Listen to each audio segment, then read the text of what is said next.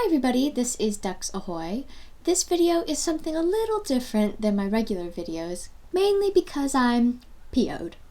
No, not constipated, pissed off. And you know why? Let me sum it up to you in one word. Vloggers.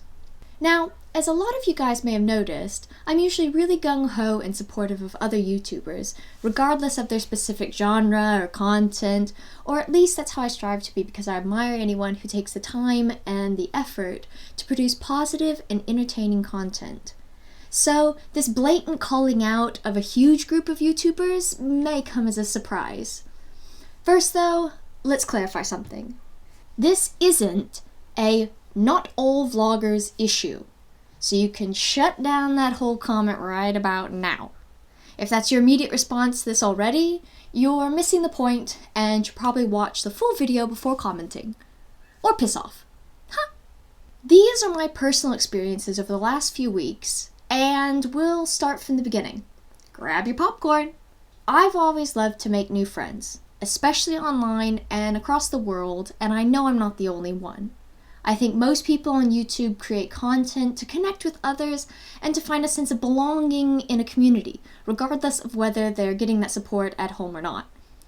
A few weeks ago, I stumbled across a stream hosted by vlogger Paul Roth, where a boatload of other vloggers talked for a solid 8 hours about vlogging, life, personal experiences, and random stuff in general.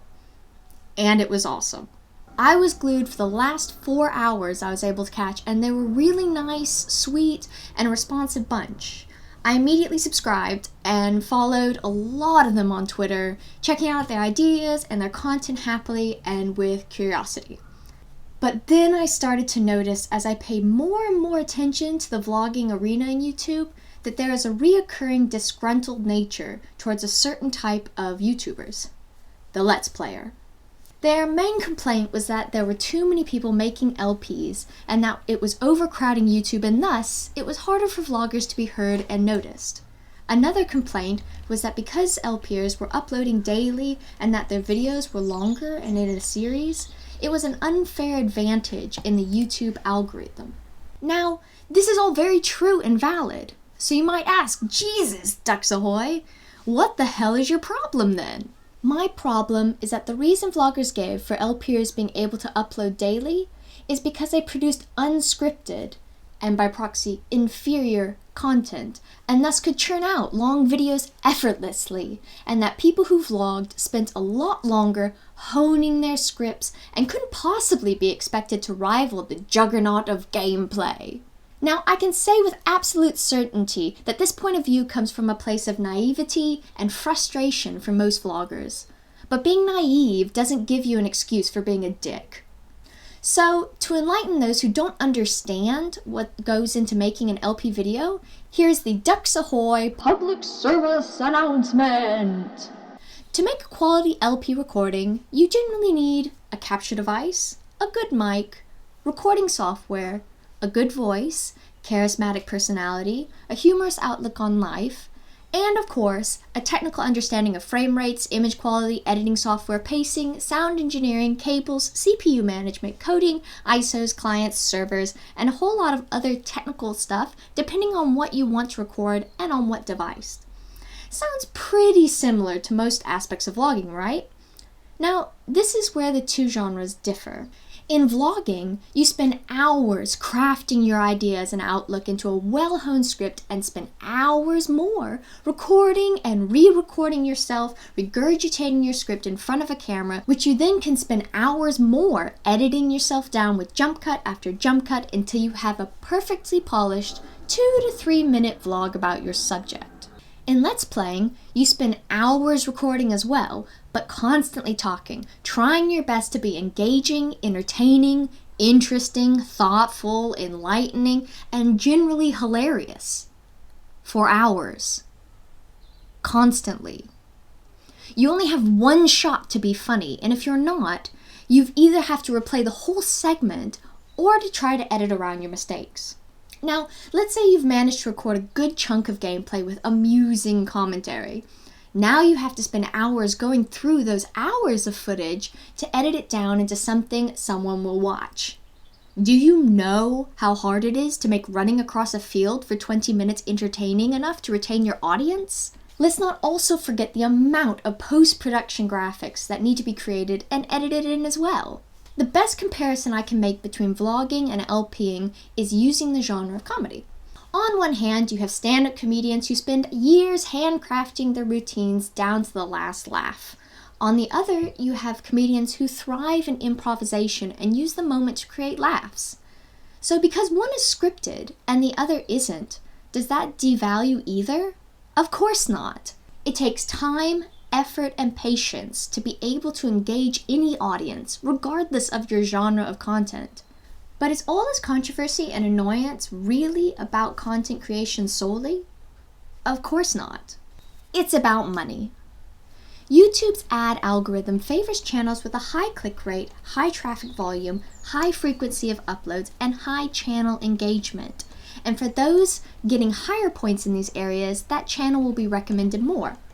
Your location also factors into this, as it will suggest your content to other people in your area first. Many vloggers blame Let's Players for being able to cheat this system, and because of that, are taking over YouTube. But complaining that there are those that have an advantage in the field is like complaining that the movie Avatar was able to gross almost $3 billion at the box offices because they had a budget of over $230 million, and movie 43 was only able to gross $32 million because they had a smaller budget of $6 million. Or to put it another way, complaining that someone is more successful because of their ability to buy a better vlogging camera. Regardless of your genre, if you want to become a full-time YouTuber, manage your SEO, upload often, engage in the community, and create good content. It's the same as any other line of work, and it's called being self-employed. Here's a little bit of real-life info about me. I currently work in TV and film freelance. Because of that, my monetary situation is very unstable. One month I may have loads of work, and the next I may have none. That's why I also work part-time in other places, and when times have been tough, I've had to stop freelancing until I was able to afford to do that again. That meant that me and my husband moved out of our one-bed flat into a 5-bedroom house share with 6 other people in order to be able to work freelance responsibly. If you're relying on YouTube ads for your only revenue, you are taking a gamble, just like anyone else self-employed. If you want to be self-sufficient, you need to create evolving content that will allow you to keep and grow your fan base. And if you're not able to, whose fault is that really? Because it's not YouTube's. Here's a final thought, and the point of the video. I'm proud of being a Let's Player, and I'm proud of the friends that I've made on YouTube. They make amazing content that can take many hours and even days to produce. For me, it's not about making money. It's about creating fun and engaging content that makes other people happy. And it's also about respect. Whether you're a vlogger, an LPer, a musician, or a cat, we're all trying our best to produce the best content possible for our channel. Well, maybe not the cat. Like any field, there are good content providers and poor content providers. But getting angry about whether a system is fair or not, and then blaming it on those content creators, is plain wrong and frankly childish. So buck up your ideas, YouTubers, and instead of breaking each other down, build each other up. Thanks for listening. I've been DucksAhoy. Have a quacktastic day.